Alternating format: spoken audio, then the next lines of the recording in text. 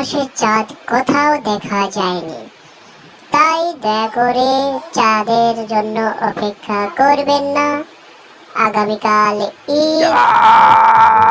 শালার পুত শালা, ঈদ গেছে 2 দিন আগে আর তুই আমার এখন ঈদের মেসেজ দেস। শালার পুত, গরমে জানের অবস্থা খারাপ, পারলে তুই আমারে আপডেট খবর জানা বৃষ্টি হইব কিনা।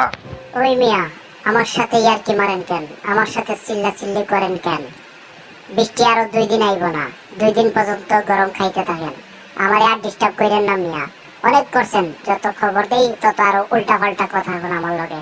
রাখেন মিয়া।